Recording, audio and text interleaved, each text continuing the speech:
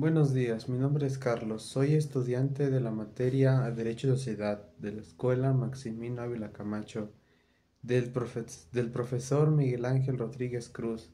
Esta es la cuarta parte del resumen del libro El alma de la toga, del autor Ángel Osorio. La lectura comienza con el autor dándonos la introducción de la hiperbole. En el antiguo video dije sobre la interbole, pero en este continúa con la hiperbole. Habla sobre que algunos abogados usan la pasión, la forma de expresarse o también algunas pequeñas refranes o palabras para influir en las personas en su alrededor. También nos habla sobre que los abogados, la mayoría de los abogados, se dejan llevar por las apariencias y deciden clasificar o, o seleccionar a sus clientes, catalogándolos entre ricos y pobres, y se pueden llegar a comportar de diferente manera. Por ejemplo, una persona rica puede ser tratada mejor por su abogado que una persona pobre, simplemente por el dinero que pueden llegar a tener. Como dice el autor, dice una frase que todas las personas pueden ser capaces de todo lo bueno, pero también de todo lo malo. Entonces, eso incluye también a los abogados o a cualquier otra profesión. Pueden ser capaces de ser mejores en su trabajo o tratar de diferente manera a sus clientes, pero también los pueden tratar mal. También nos habla que algunos abogados, algunos abogados tienen la creencia, incluyendo al autor, que la abogacía creó a la política. Pero el Estado, lo que es la política, no cree eso, cree que ellos crearon a la abogacía. Y el autor hace una crítica directa hacia a las personas que están en la política o en un gobierno. Los considera corruptos, avariciosos, malas personas y que contribuyen a la maldad de la humanidad en vez de contrarrestarla. Pero también la abogacía, bueno, las leyes crean libertades según el autor y las libertades crean derechos y los derechos ahí se dividen en dos, derechos y obligaciones. Según el autor que la libertad es fundamental, pero sin derechos establecidos o obligaciones establecidas no puede haber eso. Puede llegar a haber un caos o malos entendidos en cuestión de leyes. También el autor nos habla sobre las decisiones de los abogados, que algunos pueden dejarse llevar por sus pasiones o por sus motivaciones a la hora de estar en un juicio. Pueden tomar decisiones apresuradas a la hora de tomar alguna decisión importante. Por ejemplo, si no piensa, como dice el autor, con cabeza fría y teniendo ese freno constante a la hora de tomar sus decisiones, puede afectar en el caso que lleve o hasta perderlo, o también no ayudar mucho a su cliente. Nos habla sobre los pasantes, el cual el autor los ve como simples niños, como simples aprendices, que aún tienen esperanza en los ojos y los ve como un recuerdo de su pasado, ya que él también fue pasante cuando era joven y recuerda esos tiempos con mucha nostalgia y piensa que fue la mejor época de su vida porque no tuvo muchas,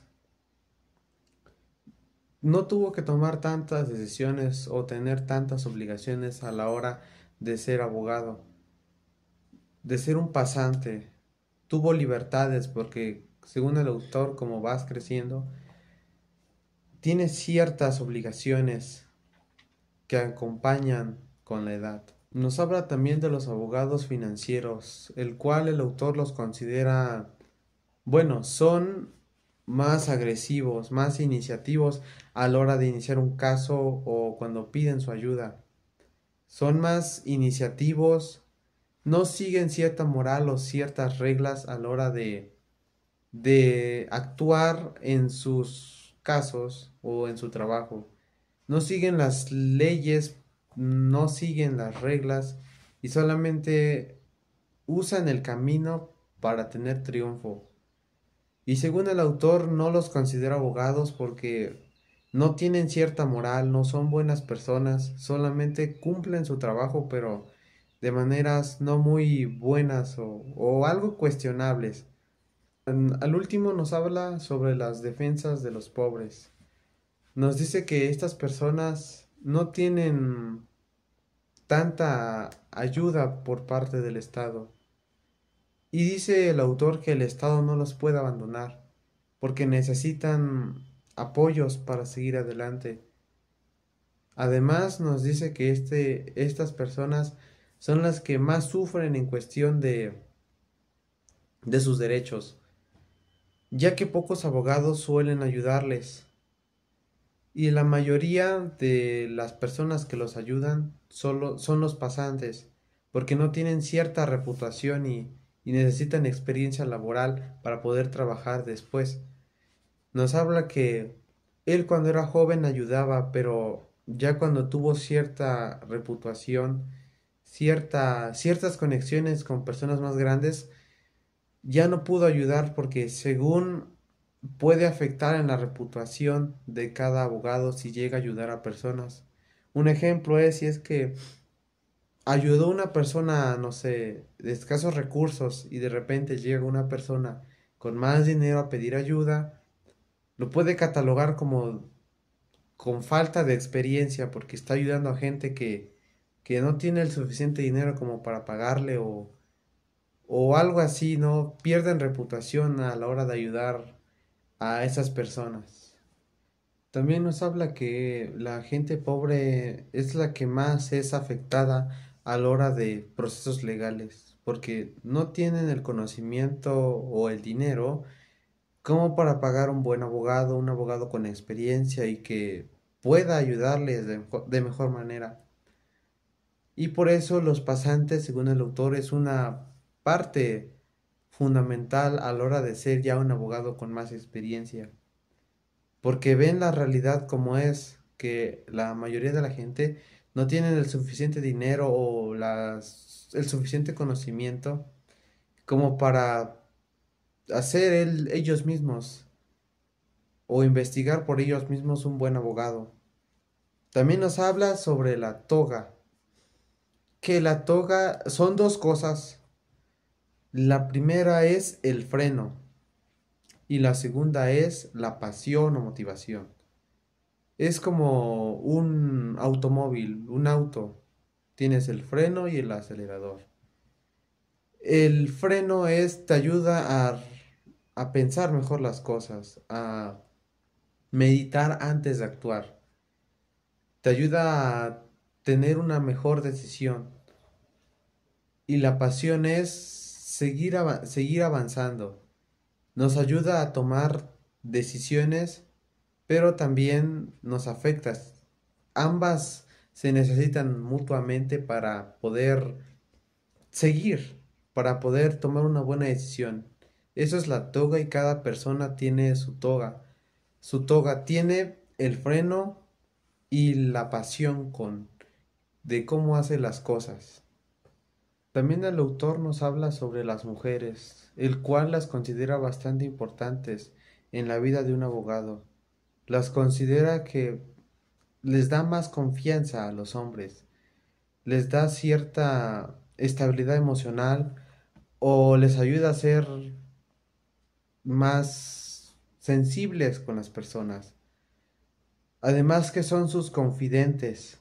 Cuando ellos tienen un problema, cuando ellos han visto algo bastante cuestionable o algún trauma, las mujeres son como el psicólogo de los hombres. Les ayuda a progresar. Y también nos dice sobre el matrimonio, que el matrimonio es bastante importante para un abogado y más la paternidad, tener hijos, ya que así tienes más conciencia sobre los demás y también más moral. Además nos habla también, aparte de eso, que hay dos formas de comportamientos en nosotros o en los abogados también. Nos habla que hay dos tipos, dos comportamientos, un comportamiento diferente en casa y un comportamiento diferente en el trabajo. Según él, nos comportamos de manera diferente. Por ejemplo, en el trabajo tienes amigos y pues te llevas con ellos. Usas ciertos albures o un diferente comportamiento, un poco más alocado y un poco más respetuoso. Un poco menos respetuoso, mejor dicho. Y en la casa de un abogado, de cualquier persona, se comporta de diferente manera. Un poco más respetuosa por su esposa, sus hijos, un poco más amable, más considerado porque son personas que el abogado quiere. El autor también nos habla sobre un buen procedimiento legal, que se deben de seguir ciertas partes para que un procedimiento sea bueno y correcto. El primer aspecto es la ori- oralidad. El segundo es la publicidad. El tercero es la sencillez. Y el cuarto es la eficacia. La oralidad es la manera de cómo nos comunicamos. Es la comunicación en pocas palabras. Porque sin comunicación no hay forma de hablar con las otras personas. La publicidad es la importancia que se le da a un caso en los medios de comunicación o en los medios de comunicación locales que haya cerca del caso. La sencillez es la forma más rápida y sencilla para seguir un proceso legal. Se tienen que seguir las normas establecidas en las leyes para que el procedimiento sea válido. Y por último, la eficacia. O sea, que se haya cumplido totalmente y correctamente el procedimiento legal. Esas son las cuatro cosas, cinco cosas sobre esos aspectos para un buen procedimiento legal. Y en sí nos habla de eso, que las personas con cierto poder, con mayor dinero claramente, pueden modificar estos pasos y haciéndolos que el resultado sea diferente. Y el autor hace un llamado para que eso se acabe, porque de nada sirve tener leyes, tener derechos o obligaciones, mientras que otras personas los modifican a su antojo para ganar en algunos aspectos o pleitos legales. Y en las partes finales del libro, el autor nos da una pequeña reflexión sobre la vida en las sociedades. Dice que se necesita más unión, respeto, tolerancia, solidaridad en las sociedades para que sean mejores. Porque según él ya hay mucha maldad en las ciudades, pueblos o en cualquier parte del mundo. Ya hay bastante maldad y contribuir a ella no es nada bueno. También nos habla que si no hay cierto respeto entre los individuos, entre las personas, puede llegar a haber caos. Y ya en la parte final del libro, el autor nos da el decálogo.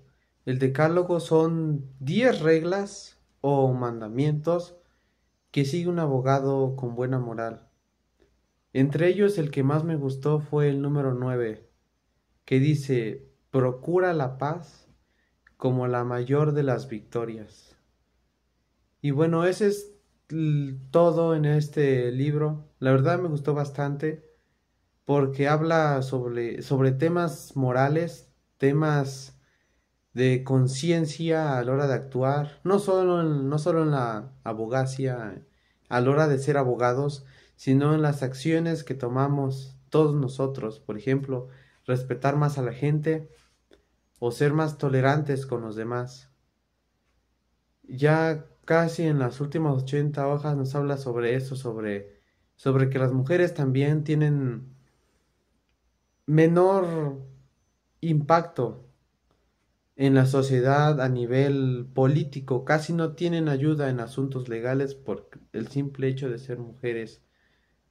También nos habla sobre la importancia de ellas, sobre la importancia de seguir bien cada faceta que tenemos. Por ejemplo, mi faceta es la de aprendiz, no tengo tantas responsabilidades y tengo que aprovechar este tiempo porque cada faceta, cada tiempo que nosotros tenemos es momentáneo. Algún día todos seremos adultos o los que ya son van a envejecer.